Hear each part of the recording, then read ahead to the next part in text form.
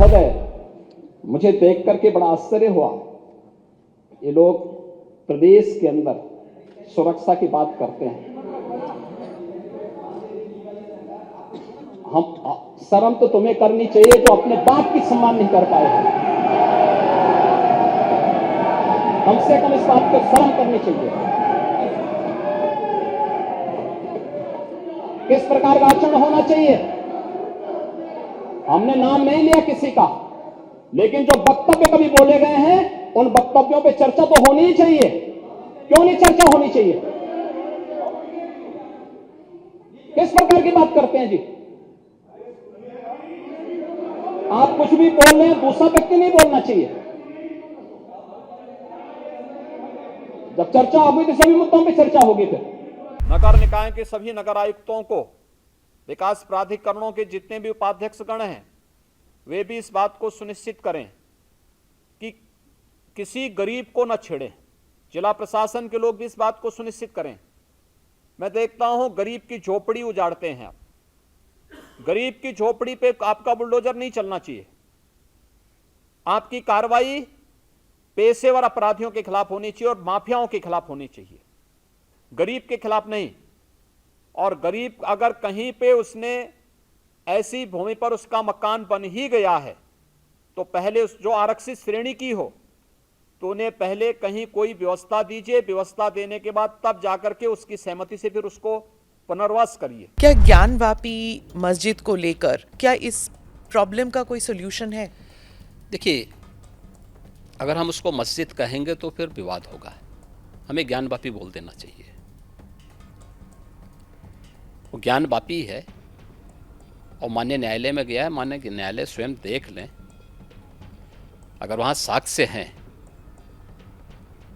भौतिक साक्ष्य हैं, शास्त्रीय प्रमाण होंगे,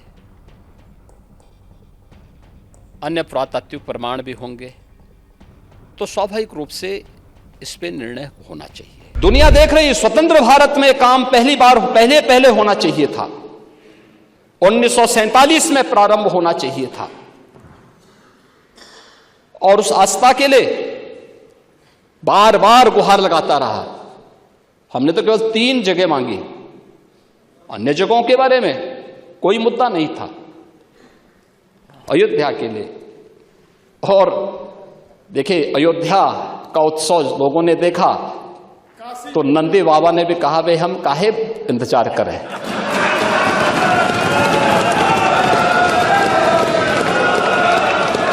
उन्होंने भी इंतजार किए बगैर रात्रि में बैरिकेड तोड़वा डाले।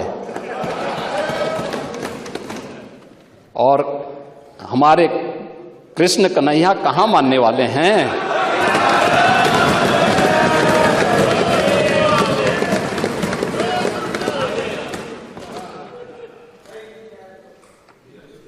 विदेशी आक्रांताओं ने केवल इस देश के अंदर धन दौलत ही नहीं लूटा था, इस देश की आस्था को भी रौंदने का काम किया था। दुर्भाग्य है, आजादी के बाद उन विदेशी आक्रांताओं को महिमामंडित करने के कुछ प्रयास हुए अपने वोट बैंक के लिए, अपने वोट बैंक के लिए। भारत का हर नागरिक, मुझे बहुत अच्छा लगा, मैंने एक दिन सुप्रीम कोर्ट की एक अधिवक्ता, संभवतः मैं उसका नाम जान नहीं पा रहा हूं, लेकिन कुछ संभवतः कोई सूबई खान है, उनका एक वक्तव्य मैं सुन रहा था और बहुत अच्छा वक्तव्य बना। उन्होंने कहा, देखिए हम सब सनातन धर्मावलंबी हैं। हाँ, मेरा मजहब इस्लाम हो सकता है, वो मेरी उपासना विधि है, मेरा मजहब है, लेकिन जन्म से हम सनातन। इस देश के अंदर वामपंथी विचारधारा के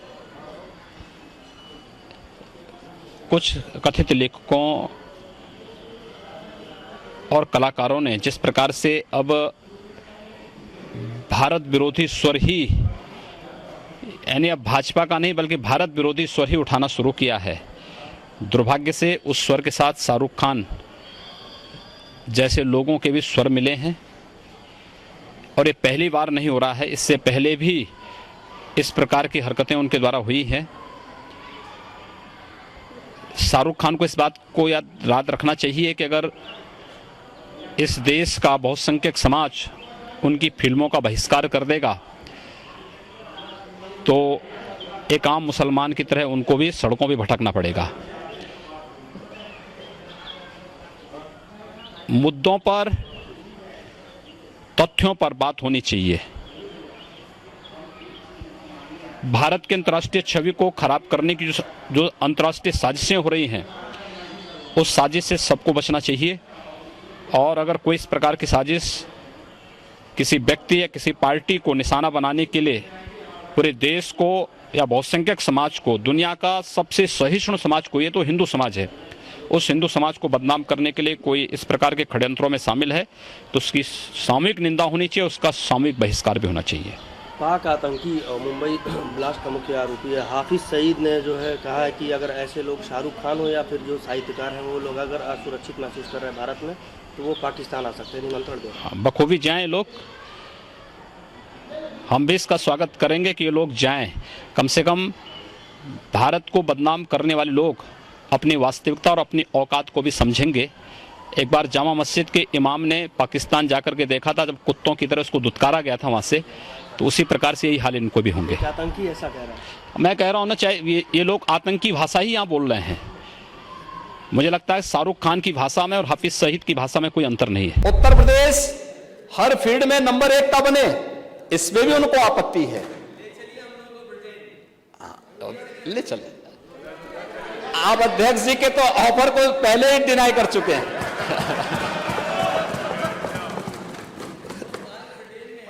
ओह, मैंने कहा ना, अध्यक्ष जी ने आपको एक आमंत्रण दिया, आपने उसको नकार दिया। और अयोध्या आप जाना नहीं चाहते, ब्रिटेन तो आप अक्सर जाते ही हैं, ब्रिटेन तो आप अक्सर जाते हैं, और आपके टिकट कौन बुक कराता है ये भी आपको पता है। सैकड़ों नौजवानों को जो खेल में हमने उनके लिए नौकरी के द्वार खोले हैं, तो मैंने कहा हो सकता है कि राजीव गांधी खेल रत्न पुरस्कार जो दिया जाता था, जो आज हमारी सरकार ने, डबल इंजन सरकार ने जिसे मेजर ध्यानचंद पुरस्कार के रूप में घोषित किया है, तो यूपी के भी किसी व्यक्ति का नाम डालें। और मैं तो ये मानूंगा कि भाई मेरे पूर्ववर्ती सीएम का नाम अगर उसमें आ जाए तो अच्छी बात होगी। तो मैंने कहा देखो अच्छे खिलाड़ी हैं लगता है, तो देखिए क्या आया था दृश्य। महोदय मैं थोड़ा इसको पढ़ लेता हूं और फिर देखिए उसमें औरों के कोटेशन नहीं है, कोटेशन मैं आपके सामने ही पढ़ूंगा। देखिए इसमें था कि सीएम के आते ही बरसे रन, ठीक है। 12वें ओवर में सीएम का शॉट सीधे कप्तान आलोक रंजन के हाथ में चिपक गया। ये क्रिकेट खेल रहे हैं, पहली बॉल में कैच आउट हो रहे हैं, लेकिन वहां से कह दिया जाता है कि ये तो नो बॉल है। और अगर वह ये छक्का मारते ना तो कहते रहे छक्का मार दिया, तो ये ऐसे ही छक्के हैं। इधर के ही भय से सही, लेकिन कम से कम काका श्री को सम्मान मिलना प्रारंभ हो गया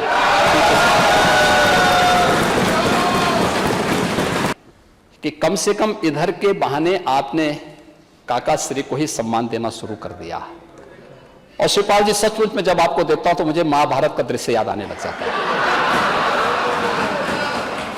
आप जैसा अनुभवी व्यक्ति सचमुच हर बार चले जाते हैं, बार बार अपमानित होते हैं। आपके अनुभव, आपके संघर्षों का लाभ समाजवादी पार्टी को नहीं लेना चाहिए। और अरे आप चिंता मत करिए, देखिए हम उनका सम्मान करते हैं, वो हमारे वरिष्ठ सदस्य हैं और उनको जो है ये सम्मान मिलना भी चाहिए।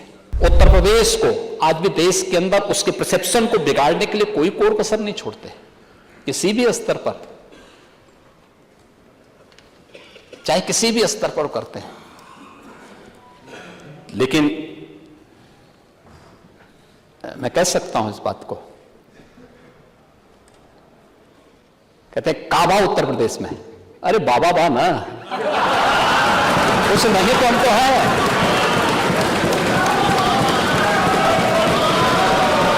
उससे भी परेशान है। परेशानी तो हर व्यक्ति की समझी जा सकती है। आखिर ये पाले किसके द्वारा गए हैं?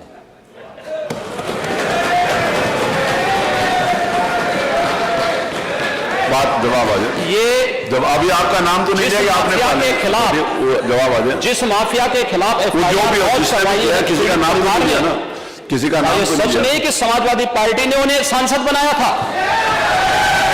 ये सच नहीं है। आप अपराधियों को पालेंगे। प्रदेश पार्टी जिस किसी भी पार्टी का रहा हो, क्या चाहिए बताइए, क्या अपराधी नहीं था? किस पार्टी का था? किस पार्टी का था? आप सारे अपराधियों को पालेंगे, उनको माल्यार्पण करेंगे और उसके बाद तमाशा बनाते हैं आप लोग। एक तरफ अपराधियों को प्रश्रय देंगे, उन्हें गले का हार बनाएंगे और दूसरी तरफ फिर दोषारोपण भी करेंगे। क्या यह सच नहीं कि जिस अतीक अहमद के खिलाफ पीड़ित परिवारों ने मुकदमा दर्ज कराया, उसके परिवार के खिलाफ, वह समाजवादी पार्टी के द्वारा पोषित माफिया है और उसकी कमर को तोड़ने का काम हमारी सरकार ने किया है। और फिर मैं कहता